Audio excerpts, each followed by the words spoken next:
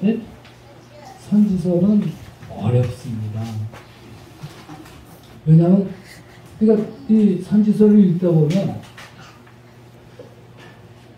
신비롭고 좀 알 수 없는 말들, 또 여러 가지 것들이 그 선지서에 미스테리하다 그러죠. 돼 있거든요. 그러니까 세상적인 지식에서 처음에 들어갈 때는 그 흥미를 갖출 만한 요소들이 많이 있거든요. 세상에 많은 사람들이 성경적이나 이 성경의 그 선지서들을 시구를 합니다. 그래서 흥미를 일으키죠. 근데 실제로 우리가 성경을 열고 선지서를 읽다 보면 어렵거든요.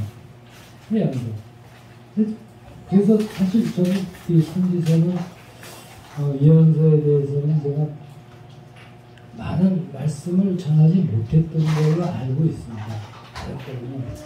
근데 이 성경의 지식이 쌓아가면서 점차 선지서 안에 담겨있는 의미와 뜻들을 우리가 알게 됩니다. 조금씩 알게 됩니다. 그래서 이 나이가 돼서 비로소 이렇게 오바댜서 보니까 이 부분 제가 처음 설교하는 거 오바댜서에 대해서는 처음일 겁니다. 이 오바댜서는 구약 성경에서 가장 짧은 책입니다. 그렇잖아요. 1장 이게 그냥 딱 21절로 되어 있습니다. 그러니까 성경을 읽어나가다가 이 오바댜서를 만나면 반갑죠. 그러니까 가령 성경을 매일 책을 성경 한 권씩 한 책씩 읽자. 그래서 창세기 읽고 이렇게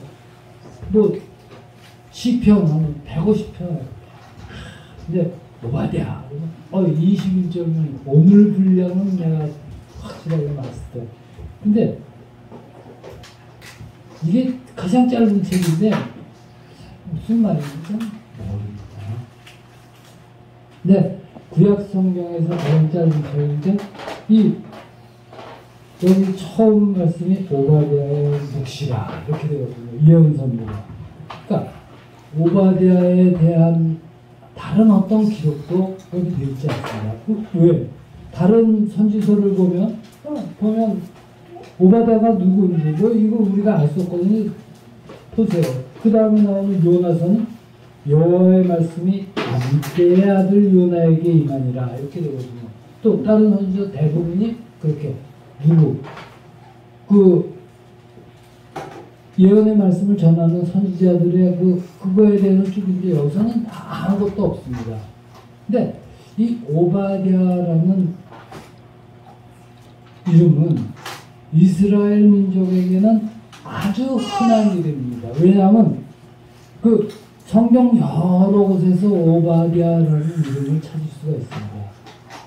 아함, 국무대, 그 안에도 오바댜라는 이름의 대신이 있었고, 여러 군데 나오는데, 이 오바댜, 발음하기가 좀 오바댜, 그런데, 이 오바댜는 여호와의 종, 하나님을 경외하는 자, 여호와를 섬기는 자, 이렇게 그 이름의 뜻이, 그러니까 이스라엘 민족이 좋아하는 의미죠. 우리도 지금 유행하는 이름 그러면 많이 나오잖아요. 지금 시대에 유행하는 이름 그러면 모르겠어요. 요즘은 제가 안 찾아라서. 근데 이 여호와의 섬기는 자, 하나님의 종, 그러니까 얼마나 좋아요. 하나님을 섬기는 이스라엘 민족으로서 오바댜라는 이름을 하거든요. 근데 이 성경 여기 이 오바댜서를 기록한 선지자는 누구인지 우리가 짐작할 수 없습니다. 단지 그렇구나. 이렇게 왜 이 오바댜서가 왜 쓰여졌는지를 우리가 읽어가면서 살펴볼 수는 없는 것입니다. 그런 뭐 누구다 뭐 여러 신학자들이 그랬지만 우리가 그것까지 찾아볼 생각은 제가 없습니다. 다만 흔한 이름 여호와를 섬기는 자라는 이 이름에서 보면 우리 믿는 자들 모두가 이 부분을 봐야 되는 것이 아닌가 이런 생각이 듭니다. 이 오바댜서는 우리가 1절부터 21절을 쭉 보면 한번 보세요. 이 에돔에 대한 심판과 이스라엘 민족의 회복을 말씀하고 있습니다. 그러나 사실 이 오바댜서는 여러 시대, 그러니까 아브라함 때부터 예수님 때까지, 그리고 지금 우리 시대가 어떻게 돼요? 종말의 때라고 그러죠. 종말 이미 시작되었고 아직 이르지 않은, 아직 끝나지 않은 종말의 시대까지 이렇게 쭉 연결되어지는 메시지가 있는 그런 예언서입니다. 이 오바댜서의 주제는 이렇게 정확하게 뭐 딱 잘라서 얘기한다기보다 그 주제에 전반적으로 흐르고 있는 그 흐름은 우리의 구원은 여호와께 있다. 이렇게 여호와께 있다로 이렇게 아주 압축돼서 말씀을 하고 있습니다. 그러니까 에돔의 멸망을 얘기하지만 그 안에 흐르는 내용은 구원은 여호와께 있다입니다. 그래서 이 사실 신학자들은 이 오바댜서를 모든 예언서, 또는 성경에 이렇게 아주 성경을 압축해서 우리 뭐 책 보면 처음에 개요 이렇게 나오죠. 개요 갖고 뭐 이렇게 하는 것처럼 그 축약판과도 같다 이렇게 얘기를 합니다. 오바댜서가. 근데 읽어보면 그런 것 같지 않거든요. 한번 살펴보는 거죠. 우리가 한번 보세요. 이게 처음 읽어보면 아무것도 없습니다. 뭐 에돔에 대한 멸망을 얘기하고 주 여호와께서 에돔에 대하여 이와 같이 말씀하고 이렇게 되거든요. 그러니까 그러면 우리가 처음에 읽은 에돔 족속이 도대체 누군가? 에돔 족속이 뭐예요? 에돔 족속은 어디서 나왔습니까? 에돔. 묵묵이거든요. 성경을 우리가 보면 에돔 족속은 에서의 후손들입니다. 에서. 그러면 에서는 누구예요? 에서가 누구야? 뭐 물어볼까봐 다 이렇게 하죠. 그거 아닙니다. 에서. 성경을 읽다 보면 우리가 알게 되거든요. 그러니까 처음에 제가 그랬잖아요. 성경적 세상 지식을 갖고 있다가 성경을 대하면 거기서 우리가 모르죠. 근데 성경을 읽다고 성경 지식이 쌓다가 보다 보면 조금씩 우리로 하여금 알게 하죠. 에돔은 에서의 후손인데 에서는 야곱의 쌍둥이 형이죠. 야곱의 쌍둥이 형. 그렇잖아요. 그래서 어떻게 해요? 성경은 이 에서에 대해서 로마서 9장 13절에 보면 이렇게 말씀해요. 기록된 바 내가 야곱은 사랑하고 에서는 미워하였다 하신 것 같으니라. 그게 무슨 의미예요? 야곱과 에서가 태중에서부터 싸웠죠. 근데 에서가 하나님이 미워하는 자가 됐다라는 의미가 뭔가? 왜 하나님은 에서를 미워했을까? 근데 가장 우리 대표적인 사건 하나가 기억나는 게 있죠. 뭐예요? 창세기에서 죽을 써서 그 아버지 이삭에게 죽을 써서 할 때 아버지 이삭이 아니라 에서에게 야곱이 죽인다는 얘기죠. 그때 내가 배고파 죽겠는데 그 장자의 명분을 구축하고 그래서 파는 그 사건이 나오잖아요. 배고파 죽겠는데 장자의 뭐 중요하냐 뭐 이러고 해도 하나님 보시기에 그게 미운 거예요. 왜 미워요? 이스라엘 백성에게 내려오는 하나님이 정하신 어떤 그 규율이라고 그러면 하나님이 정하신 그 틀을 에서가 망령되이 여겼다고 얘기하는 거죠. 망령되이. 영이 망한 거예요. 망령되이. 이거를 우리가 그냥 그럴 수도 있지라고 생각할 수 있지만 이거를 우리가 확장시켜서 보면 이것 것 같습니다. 제가 옛날에 한경림 목사님 돌아가시기 전에 고백했던 거 자기가 어떻게 해요? 신사참배를 했다라고 고백하신 거예요. 신사참배. 그것 때문에 일생을 괴로워하신 거예요. 그럼 나중에 고백했어요. 근데 우리에게 그런 일이 일어나요. 신사참배 안 하면 학교 못 가. 신사참배 안 하면 모든 우리가 가진 모든 재산을 뺏어. 우리가 가진 모든 걸. 그랬을 때 우리는 과연 신사참배를 할 것인가 아니면 이쪽으로 할 것인가. 쉽지 않죠. 옛날 일이니까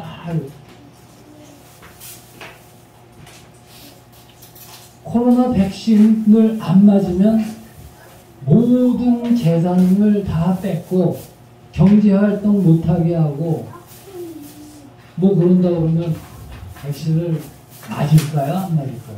그러지 않았어도 우리는 90몇 프로가 다 맞았어요.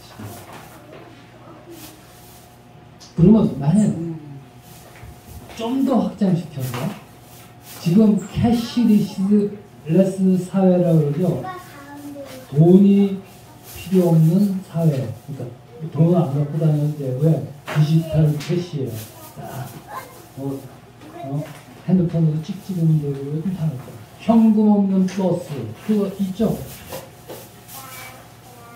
만약 성경에 나오는 것처럼 오른손의 표나 이마의 표를 안 받으면 모든 경제활동을 하지 못한다 라고 하면은 그거 받겠어요? 안 받겠어요? 저는 받을 것 같아요. 이게 걱정인 거예요. 야, 이거 뭐 이렇게 하면 핑계가 되잖아. 먹고 살아야 되는데 뭐 그게 뭐 그럴 것같구나. 그거 했다고 그래서 뭐 대단한 일이 있을까? 확장하면 그거 에서가 한 죽한 그릇에 장자의 명분을 팔았다는 것은 우리가 그럴 수도 있지. 이게 확장해서 보면 우리의 처지에서는 이러한 일이 있을 때 그거랑 똑같은 일이 일어나는데 그거에 대해서 우리는 그냥 아이고 그럴 수도 있지라고 정도로 생각할 수 있다는 거예요. 이게 뭐냐? 그러니까 에서는 육적인 존재를 대표하는 인물이에요. 야곱은 영적 존재예요. 그래서 이 에서 옛사람을 상징하는 존재로서 야곱과 에서의 싸움은 태중에서부터 싸웠으니까 육과 영의 싸움 이것을 상징합니다. 그리고 이 싸움은 결국 뭐예요? 구약 역사 전체는 물론이고 신약 시대를 거쳐서 지금 이 종말의 때 지금 우리가 살고 있는 이 시대까지 계속 흐르고 있어요. 신약 시대 대표적인 사건이 뭐예요? 예수님이 태어났을 때 동방박사가 와서 헤롯 왕에게 얘기를 했죠. 근데 헤롯 왕이 어떻게 했어요? 그 얘기를 듣고 찾아와봐. 그러고 나서 어떻게 했어요? 뭐라고 했어요? 헤롯 왕이. 헤롯 왕이 명령한 아주 중요한 명령이 있었는데 뭐가 있어요? 도대체 이 아이를 다 죽이라고 명령했잖아요. 그럼 헤롯 왕이 누구예요? 그 성경을 보던 헤롯은 에돔족 속의 가게, 예수님 유다각의 에돔족 속, 야곱의 후손과 에서의 신약 시대에서도 네, 그렇게 되는 거예요. 성경 만만히 보면 아니요. 우리가 성경 지식을 쌓아가면 쌓아갈수록 그 안에 담겨진 것은 정말 대단하게 우리에게 다가오는 거예요. 있어요. 그렇게 결국은 세상 끝날까지 이어지는 우리의 싸움이라는 거예요. 이게. 그리고 그 결과는 오늘 오바댜서에서 말씀하는 그 결과는 에돔, 즉 세상에 대한 하나님의 준엄한 심판이 있고, 그리고 하나님의 백성, 우리 구원받은 자를 완전한 회복, 구원의 완성이 이루어진다, 이렇게 됩니다. 그래서 15절 보면 여호와께서 만국을 벌할 날이 가까웠나니 내가 행한 대로 너도 받을 것인즉 내가 행한 것이 내 머리로 돌아갈 것이라, 이렇게 됩니다. 이 말씀은 창세기 12장 3절에서 아브라함에게 하나님이 언약하시거든요. 너를 축복하는 자에게는 내가 복을 내리고 너를 저주하는 자에게는 내가 저주하리니 땅의 모든 족속이 너로 말미암아 복을 얻을 것이라. 이 아브라함에게 하신 언약과 병행되는 이 말씀이 지금 이 오바댜서에서 주어지는 것입니다. 오바댜서는 구원이 여호와께 있다라는 것을 이 에돔의 심판 이거를 통해서 쭉 서술을 한 것입니다. 그럼 먼저 뭐예요? 뭐냐면 여호와께서 우리를 택하신다는 겁니다. 구원도 택하고 우리를 부르시고 다 이게 성경은 하나님께서는 긍휼히 여길 자를 긍휼히 여길 자에게 긍휼을 베푸신다 이렇게 말씀하지만 긍휼히 여길 자. 근데 우리가 성경을 읽다 보면 이 이스라엘 백성은 하나님의 긍휼을 받을 만한 자격이 없다라는 생각을 우리가 늘 하게 됩니다. 왜? 저들은 처음부터 하나님을 계속해서 하나님께서 그를 택하여 부르시고 이끌어내시고 인도하시고 쭉 그러지만 그들은 그 내내 어떻게 해요? 내내 반복적으로 계속해서 하나님께 불순종하고 하나님께 거역하고 하나님이 하지 말라는 것은 악착같이 한다 이거야. 악착같이. 그러면서 우리는 하나님의 백성이라 이렇게 얘기하죠. 그래서 우리가 성경을 보면서 지금 우리가 내리는 결론은 이스라엘 백성은 하나님의 공유를 받을 자격이 없다 이렇게 얘기합니다. 그래서 지금 유태인 하면 다 일을 가는 사람들이 많잖아요. 괜히 사람 미워해. 유태인 하면. 네, 저들은 하나님의 택함을 받은 선택받은 자들이라 그러는데 우리가 볼 때는 아주 유태인이거든. 말 그대로 유태인이거든요. 그러니까 자격이 없다 이거예요. 말하자면 뭐예요? 내가 누가 이렇게 구걸을 해요. 근데 동정하려고 하는데 그냥 이렇게 고개를 수그리고 뭐 이렇게 하면은 동정할 맛이 나죠. 그렇지 않아요? 근데 동정 받을 사람이 뻣뻣해. 야, 돈 내봐. 뭐 이런 식이야. 그러면 거기에 대고 우리가 동정을 하겠어요? 긍휼을 베풀 그게 자격이 없는데. 그러니까 돈 빌려달라고 와서 오히려 야, 돈 안 빌려줄 거야? 이런 뭐 아주 뻣뻣하게. 친구는 당연히 빌려주는 거지 아주 뻣뻣하게. 뭐 그런 식으로. 아니라는 거죠. 우리는 아니라고 생각하는데 하나님은 저들을 긍휼히 여기시고 은혜를 베푸신다. 이 사실을 성경은 하나님은 긍휼히 여길 자에게 긍휼을 베푸신다 이렇게 표현합니다. 그게 참 재밌죠. 하나님은 그렇게 하신다 이렇게 됩니다. 하나님의 주권이에요. 이게 재밌습니다. 긍휼히 여길 자에게 긍휼을 베푸신다. 로마서 10장을 보면 이렇게 말씀합니다.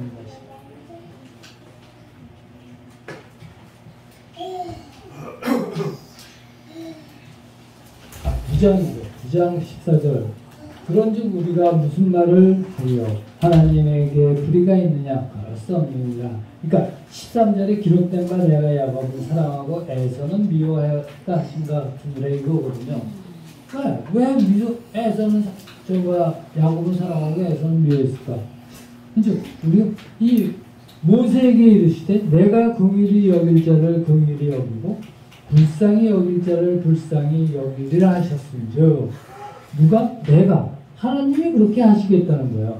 그런즉 원하는 자로 말미암도 아니요 다른 박질하는 자로 말미암도 아니요 오직 긍휼히 여기시는 하나님으로 말미암음이라. 그렇게 해요. 하나님께서 그렇게 하신다는 거예요. 우리가 그 안에 들어간 거예요. 그러니까 우리는 사실 이스라엘 백성, 유태인, 그들과 다름없는 성정입니다. 우리가 뭐 잘나서 하나님께서 우리를 부르시고 이 자리에서 하나님께 예배를 드리는 그 자리에 있게 하시고 은혜를 베푸시고 긍휼을 베푸시고 우리의 길을 인도하십니까? 그렇잖아요. 하나님이 그렇게 하신다는 거예요.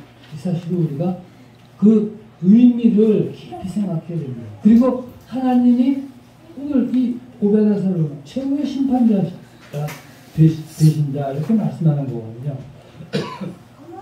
심판이 하나님의 손에 달려 있습니다. 심판이. 그래서 우리는 어떻게 해요? 하나님의 심판이 있기 때문에 우리는 구원의 십자가를 바라보는 거예요. 왜냐하면 그 십자가에서 하나님의 심판과 하나님의 긍휼, 은혜가 만난다는 거죠. 이게 무슨 이야기냐?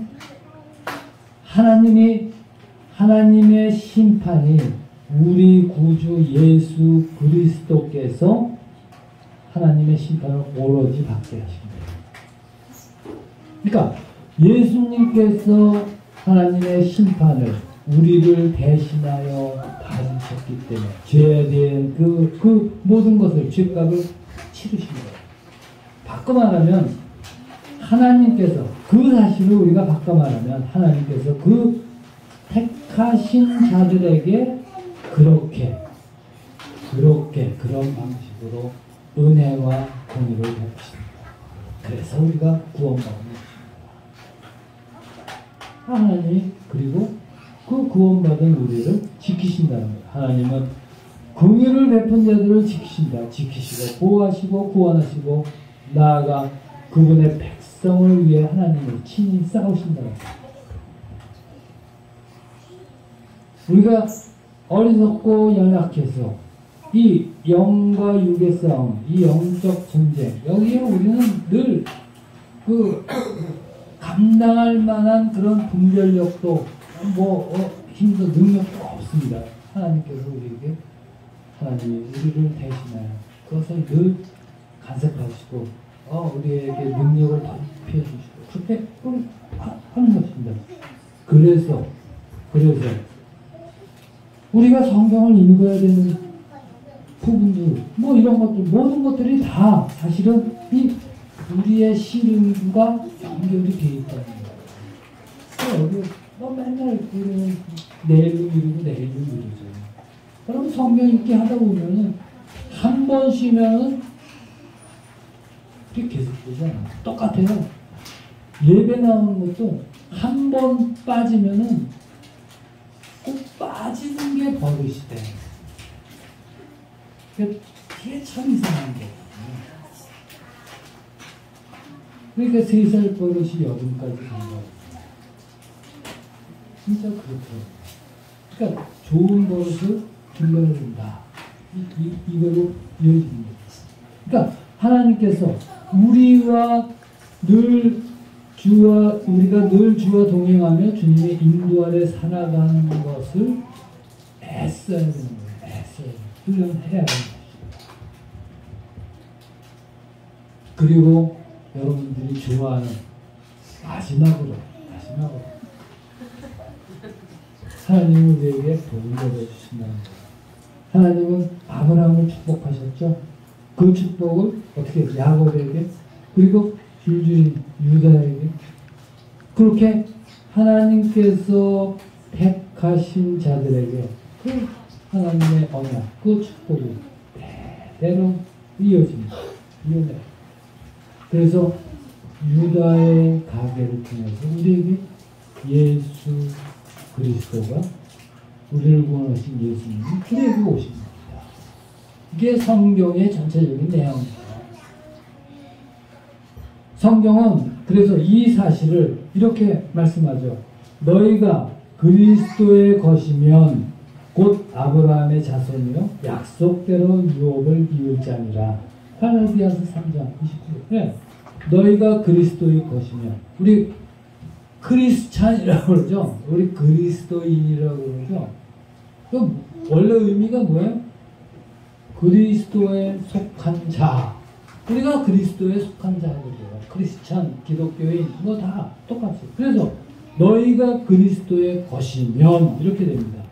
곧 아브라함의 자손. 예, 아브라함 약속대로 유업입니다. 하나님께서 우리에게 주신 그 모든 이거입니다.